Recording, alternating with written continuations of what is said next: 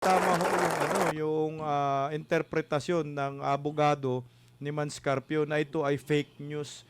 Pag sinasabi niyo pong fake news, ito po ay disinformation, sinasadya po nila magpalabas ng balita na mali. Yan po yung fake news. So ito po ay maliwanag na nililito ang taong bayan kasi yung 6.7 billion na transaction hindi po ipaniliwanag sa committee, no, kung paano po nangyari, paano nagkaroon ng 6.7 billion na pesos na transaction. Kasi pwedeng mamimislead tayong mga Pilipino. Kagaya po yung mga yung mga ibang mga netizen na hindi aware dito sa mga isyung ito. Nakikita nila 6.7 billion pesos.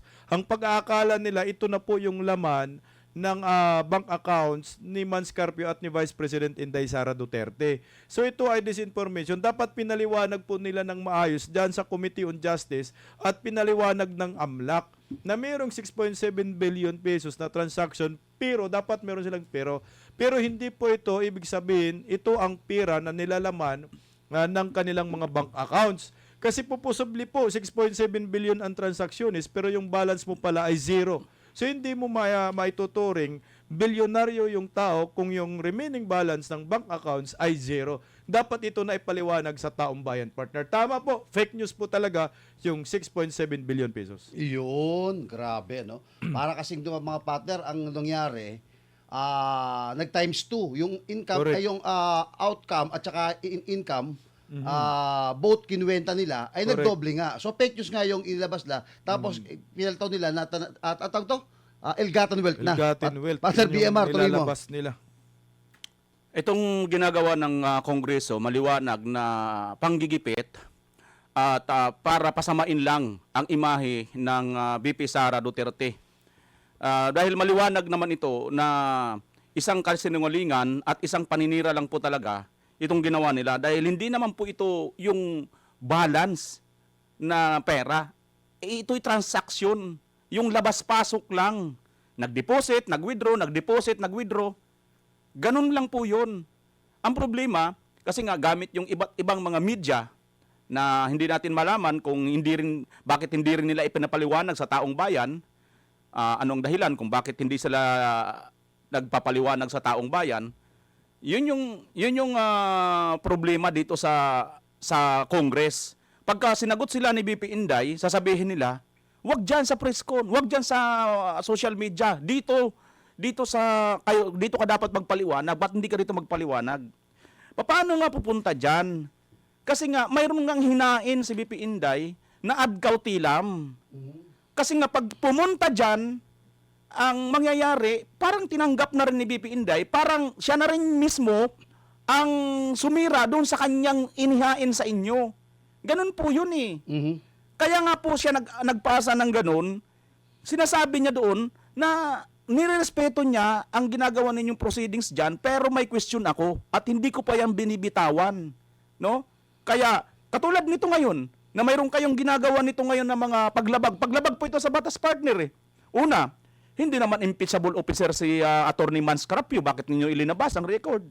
Hindi naman impeachable officer si Katie Duterte. Bakit nilabas ang record? Si Tatay Digong, hindi naman impeachable. Nandun na nakakulong.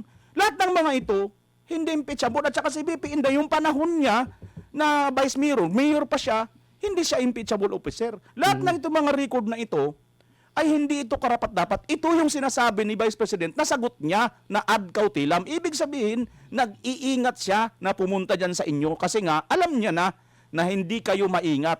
At ito ngayon ang gagamitin laban sa inyo. Ngayon, gusto nyo pang matuwa si BP Inday sa panggigipit ninyo? Para sa totoo lang, propaganda lang po talaga nila yung 6.7 billion. Wala naman po sa bank account talaga nila BP Sara yan. Tinanong po yan ni... Paalala ko lang kasi iba po yung sinasabi nila sa press. Iba po yun dun sa hearing. Tinanong po nila yung AMLAC eh.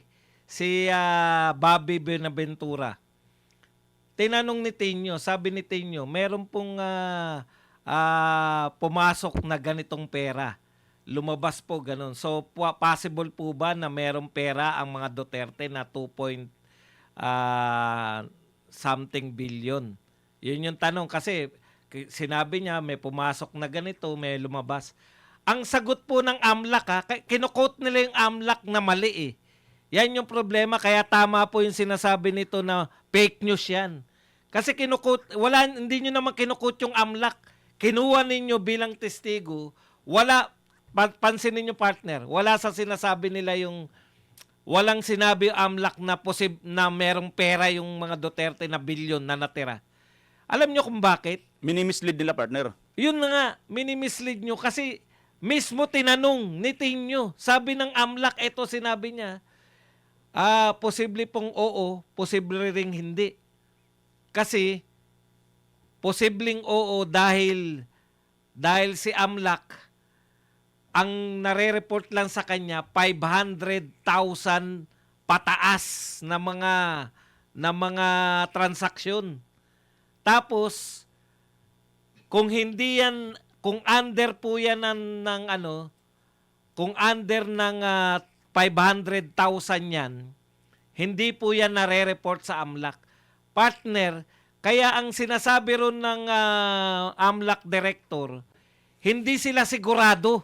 Pero pag lumabas sa press itong mga katulad ni Redon, sigurado na may 6.7. Oh, di ba? Yan po ang talagang panlilinlang. At napuna ko lang, partner, kasi nung nakaraang araw, ang dami nilusob ako ng mga basher, partner. Matatalino, nagtatanong sila. Partner, napuna ko lang, talagang biktima tong mga basher natin. Biktima sila ng maling impormasyon. Disinformation. Hindi nila alam, partner. Akala nila yung transaksyon. Yan Yan na yung pera. Mm. Ni BP Sara. 88 million lang daw yung nilagay. Bakit 6.7 yung transaksyon? Mm. Kinakailangan mong ipaliwanag. Kaya swerte po kayo, kayong mga Duterte supporters. Swerte po kayo kasi napaliwanag na namin sa inyo unang araw pa lang nung lumabas tong 6.7 billion, napaliwanag na namin sa inyo. Ibig sabihin, para kayo manatiling Duterte supporters, kinakailangan alam nila yung katotohanan. Etong mga kukunti na lang na Pinklawan, Dilawan at mga loyalista, pati mga Makabayan Black, para manatili sila na anti-Duterte, kinakailangan silang linlangin. Mhm. Partner, panlilin lang yan. Hindi nyo alam yung 6.7? Pati AMLAC, hindi niya sinasabi na may 6.7 billion na pera. Partner, kasabot dito, partner, mga mainstream media. Correct! Pati mainstream media, nagpabubo-bubo sila. Tayo, mga ordinaryong Pilipino, naintindihan natin ito. Dapat yung mainstream media, kayo po yung nag-educate ng todo sa maraming Pilipino gamit yung channel ninyo. Ang ginagawa, para kayong nagmangmaangan pa, pag nagtanong kayo sa mga abogado ng mga Duterte, ina-assume nyo pa na mayroong talagang perang 6.7 billion. Kayo dapat ang nagtatama at kayo naglalabas ng katotohanan. Kaso nga lang, partner, mga bayad tong mga to Kaya pagdating sa katotohanan, sa tamang impormasyon, hindi nila nilalabas. Ito ay maliwanag na panlilin lang at panluloko sa taong bayan, partner. Partner, may dadagdag pa ako. Obserbasyon ko dito, ha. Dito, parang nagpiesta sila upang imislead nila yung pandinig ng taong bayan. Kasi nga si BP Inday Sara, alam nila, partner, na hindi pupunta Kumbaga, kinargahan talaga ng mga misleading na mga impormasyon ang taong bayan na nanonood sa kanila para pagmukain si BP Inday Sara na ito, guilty, ayaw sumagot Ayaw nga humarap Kasi kung talagang wala siyang kasalanan, bakit hindi siya humarap dito? Na yun naman ay isang maliwanag na trap.